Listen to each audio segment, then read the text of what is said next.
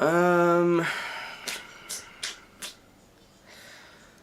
I kinda might be going to Canon. Yeah. Next level.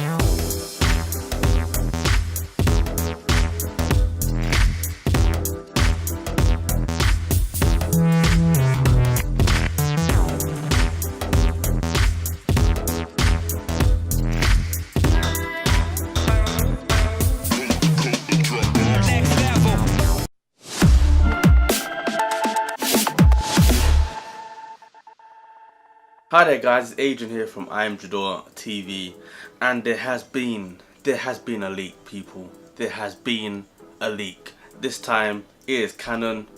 There's been some images and some specs thrown out there. Obviously this is not final, obviously this is not official, but it's pretty gonna be likely going to be something very similar. And to be honest with you, I've always said if there was going to be a mirrorless camera that has a flip out screen, I'm all there for it. And as to say, I did start out with Canon, but I moved on from Canon only because they kind of, for what I needed, didn't really evolve with the times. Like I mean, at the time I was shooting back then, I wasn't like a full-time professional. I was more like a hobbyist, so I kind of didn't want to spend the highest price for what I needed at that point in time. And then the mirrorless came out. By that time, I've already had moved on from Canon. I had Nikon, and then obviously from Nikon, then I went to Sony.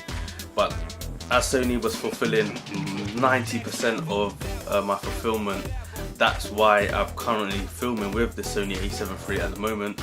But what I've always wanted, not even the touchscreen, I just want an articulating screen on a mirrorless full frame body. That is all I asked for.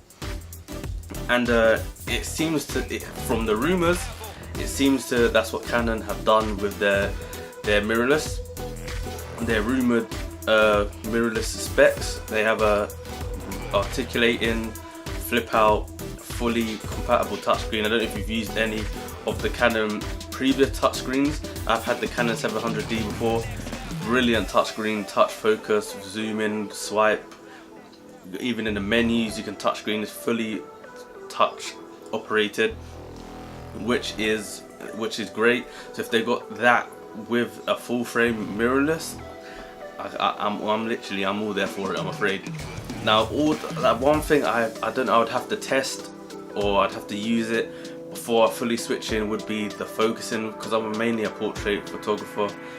So I would need let's say eye focus. Again, I don't know if it's patented by Sony, the actual continuous eye focus. I know there's a few other cameras, but they're not nearly as good as the Sonys do. So since I've had the A7III, I don't know if I could ever go back to a system that doesn't have continuous eye focus for my portraits. I must shoot to that likes the model to move around, and so I can get different poses in action, and the eye focus is just there already. I don't need to focus and recompose. I mean, with the A7, I used to have the small focus point and focus on the eye and then recompose, whereas you can't do that on the moving subject, because obviously it was AF which is a single shot, so you couldn't focus and recompose. It would just obviously be out of focus. But the continuous eye focus is a must. I've had friends that have telling me the dual AF and the face detection is great, but I don't want to take one of the greatest pictures to go home on the computer to find out that the nose is in focus rather than the eyeball. That's personally what I like. As long as that, I mean, since I've had this A7III, I've never had to worry about a picture being in focus or not. The eye focus every time absolutely nails it. Now, if they do have eye focus, I'm sorry, I'm the first in line to get this. I mean, for me, for vlogging, flip out screen, just filming in general, I mean, getting those angles, but mainly for me, filming myself with a full frame mirrorless with a ring of lenses, and I'm telling you guys, I'm sorry, it has to be done and it has to be bought. Yeah, I think that's the one thing maybe Sony dropped. I mean, even if the camera has everything that Sony does, just with an articulating screen, I'm still swapping, because that screen is literally a deal breaker. I'm probably not going to run down all the specs because you've probably a million videos you've probably already seen, but the ones that are important to me, I'm just going to run through a couple. So this is the Canon EOS-R. I've watched some other videos and people have said that there might be like a second body, just like the A7III and the A7R3, like a higher megapixel one. I don't know how high if they do, because this is a 30.3 million full-size CMOS sensor. I mean, that 30 megapixels is going to be definitely enough for anybody. I mean, 24 is what the A3 has, and that's definitely enough. Obviously dual pixel CMOS AF, which is probably one of the best focusing systems out there. I've never used it myself, the dual AF. If it's better than this, then I don't know, because the Sony A7III, same focusing system as the A9, is absolutely lightning fast. Again, I just need IAF. If this has IAF, I'm there. But it's got 4K video. They haven't specified if it's 30 FPS or it goes up to 60 FPS. It's just 4K video. They haven't mentioned if they have HD full 1080p in 120. It's just the specs so far. It's just this 4K video. Touch panel, liquid crystal. That's again the touch screen, multifunctional bar. I think that's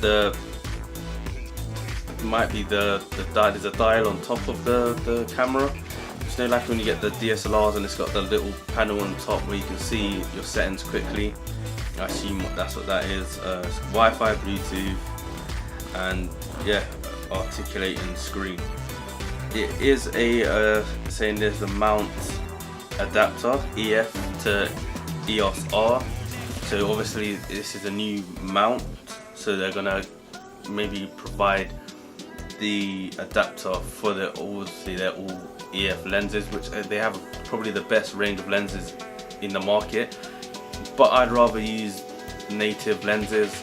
I don't have to have an extra bit in front of my camera to make it longer. I don't want that. I'd rather native glass. And yeah, the articulating screen, I mean, that's all I really care about. As long as it has the 4K 30 FPS, 1080p at what that goes to 120, the articulating screen, and the IAF. That is personally all I need. And obviously the 30.3 megapixels for pictures is definitely obviously going to be enough. Those are the only things I need, and obviously great low light, which for me isn't that much of a deal breaker, as I don't shoot too much at low light. But if it's going to be better than what I had on the A7, which the first A7 was great. I mean, if you go on my page at IAmJadoreTV, I always specify what I have in what I use to shoot in the comment of my pictures.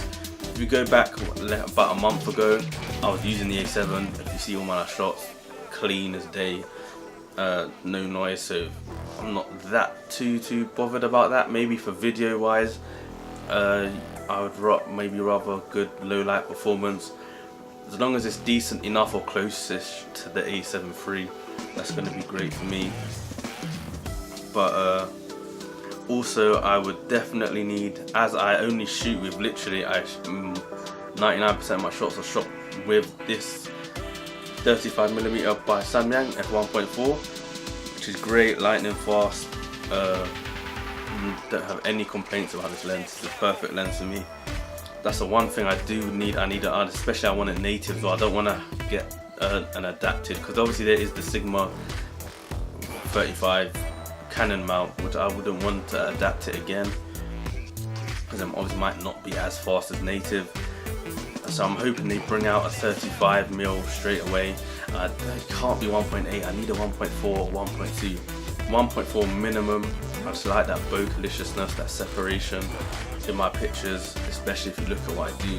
Definitely I need that bocaliciousness, and again for low light 1.4, so I definitely need that at release. If they have a 35 upon release 1.4, I'm definitely all there for it.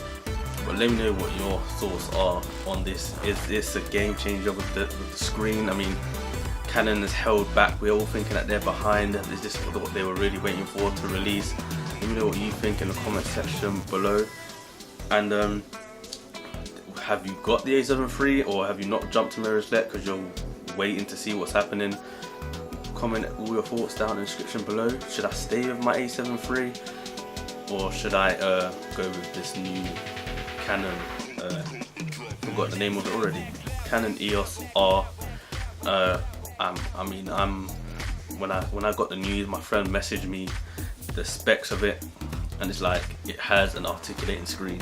I think I nearly spat my drink out with that one. I nearly spat my drink out. But definitely let me know what you think. Like, comment and subscribe if you're new to the channel. Definitely have much more content just like this, and I'm definitely going to do more videoing my shoots on what I do, rather than just talking about specs. I'm out in the field. I'm going to show you what I do, how I do it, and how I create the pictures in my videos. So definitely like, comment, subscribe. Catch you guys in the next one.